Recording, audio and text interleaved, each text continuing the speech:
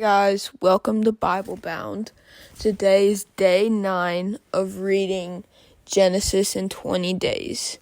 Today we'll be starting at Genesis 25 verse 1 and be ending at Genesis 26 verse 35. Okay, let's start. Abraham had taken another wife whose name was Keturah. She bore him Zimran, Jokshan, Medan, Midian, Ishbak, and Shua. Jokshan was the father of Sheba and Dedan. The descendants of Dedan were the Asherites, the Lishrites, the Lemelites. The sons of Midian were Ephah, Epher, Hanok, Ibadah, and Eladah. All these were descendants of Keturah. Abraham left everything he owned to Isaac, but while he was still living, he gave gifts to the sons of his concubines and sent them away from his son Isaac to the land of the east. Abraham lived 175 years. Then Abraham breathed his last and died at a good old age. An old man and full of years, he was gathered to his people. His sons Isaac and Ishmael buried him in the cave of Machpelah near the Mamre, in the field at Ephron, son of Zohar the Hittite, the field Abraham had bought from the Hittites. There Abraham was buried with his wife Sarah. After Abraham's death, God blessed his son Isaac, who then lived near Beer Lahai Roi, Ishmael's son. This is the account of the family line of Abraham's son Ishmael, who Sarah's slave Hagar the Egyptian bore to Abraham. These are the names of the son of Ishmael, listed in the order of their birth. Nebaioth, the firstborn of Ishmael.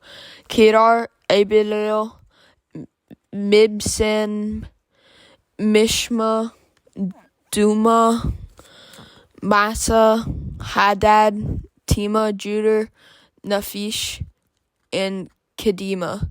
These were the sons of Ishmael, and these are the names of the 12 tribe rulers according to their settlements and camps. Ishmael lived 137 years. He breathed his last and died. He was gathered to his people. His descendants settled in the area from Havilah to Shur, near the eastern border of Egypt. As you go toward Asher, they live in hostility towards all the tribes related to them. Jacob and Esau. This is the account of the family line of Abraham's son Isaac.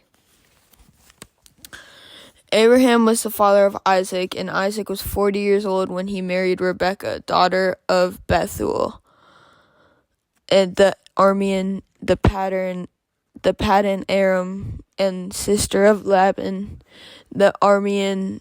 Isaac prayed to the Lord on behalf of his wife because she was childless. The Lord answered with his prayer, and his wife Rebekah became pregnant. The babies jostled each other within her, and she said, "Why is this happening to me?" So she went to inquire to the Lord. The Lord said to her, "Two nations are in your womb. The two people from within you will be separated. One people will be stronger than the other. The older will serve the younger." When the time came for her to give birth, there were twin boys in her womb. The first came out was red, and his whole body was like a hairy garment, so she named him Esau. After this, his brother came out, his hand grasping Esau's heel, so he was named Jacob. Isaac was 60 years old when Rebekah gave birth to them.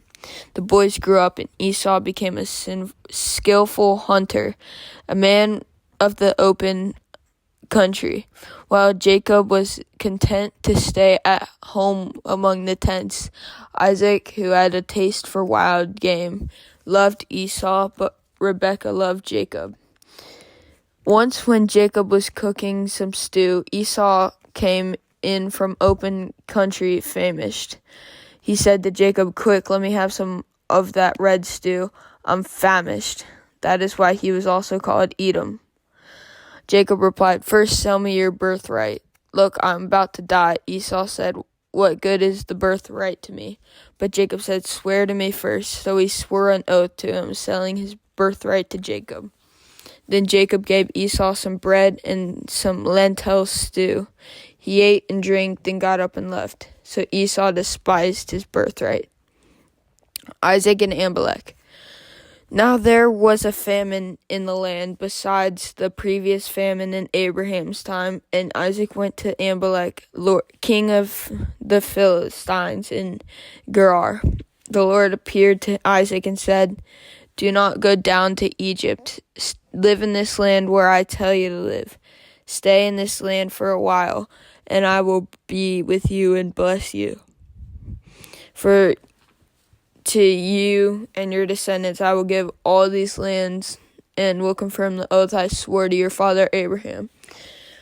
I will make your descendants as numerous as the stars in the sky, and will give them all these lands, and through your offsprings all nations on earth will be blessed, because Abraham obeyed me and did everything I required of him, keeping my commands, my decrees, and my instructions." So Isaac stayed in Gerar. When the men of the place asked him about his wife, he said, "She is my sister," because he was afraid to say, "She is my wife." He thought, "The men of this place might kill me on account of Rebekah, because she is beautiful." When Isaac had been there a long time, Abimelech, king of the Philistines, looked down from a window and saw Isaac caressing his wife Rebekah. So Abimelech summoned Isaac and said, "She is really your wife. Why did you say she is my sister?" Isaac answered him, "Because I thought I might lose my life on account of her." Then Abimelech said, "What is this you have done to us? One of the men might well have slept with your wife, and you would have brought guilt upon us." So Abimelech gave orders to all the people, "Anyone who harms this man or his wife shall surely be put to death." Isaac planted crops in that land, and the same year repeated 100-fold, because the Lord blessed him. The man became rich, and his wealth continued to grow until he became very wealthy. He had so many flocks and herds and servants that the Philistines envied him.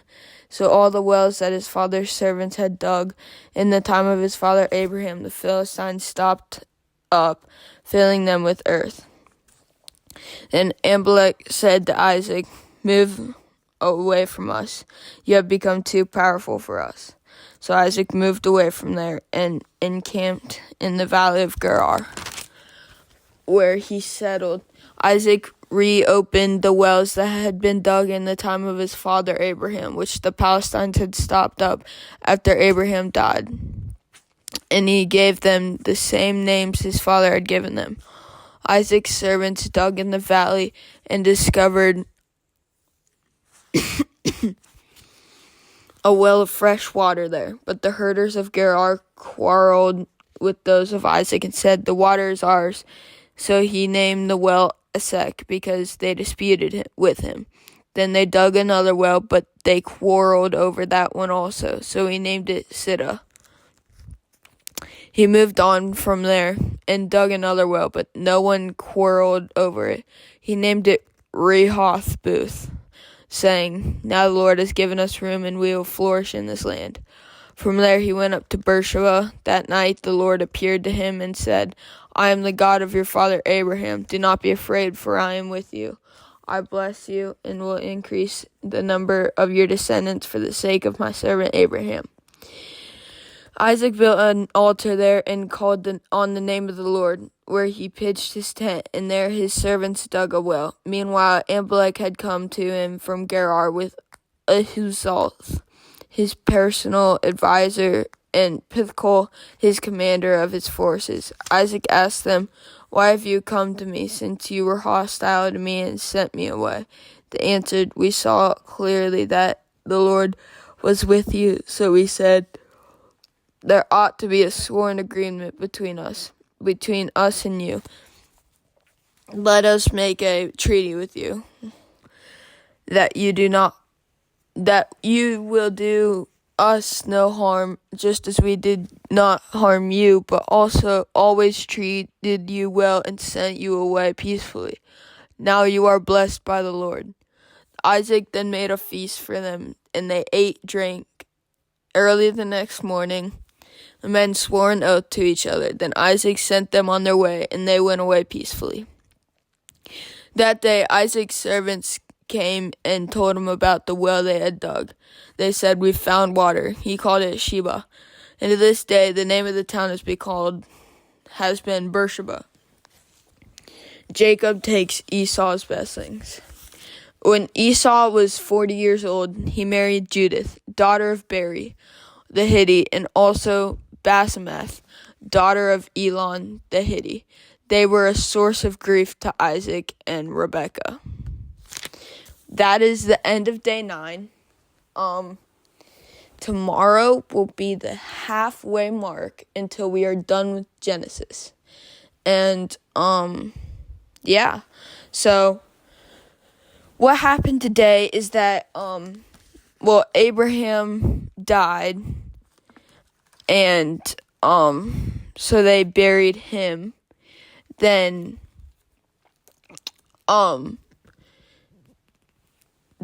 Isaac, he moved on, and he became really rich in this one land. Then they kicked him out because he became, quote unquote, too rich.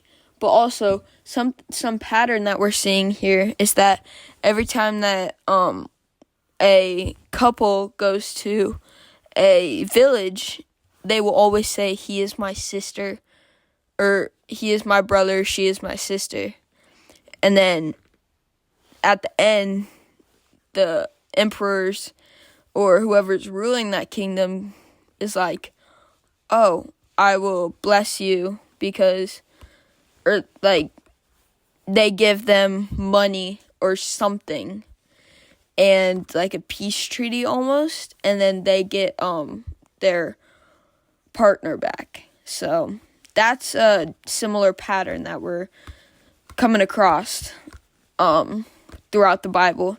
We'll most likely be seeing it more and more throughout the Bible, but it's definitely a pattern we're seeing right now. And then right now, tomorrow we'll be getting more in depth with Esau.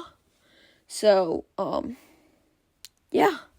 I hope you guys have a great rest of your day, and remember, stay holy.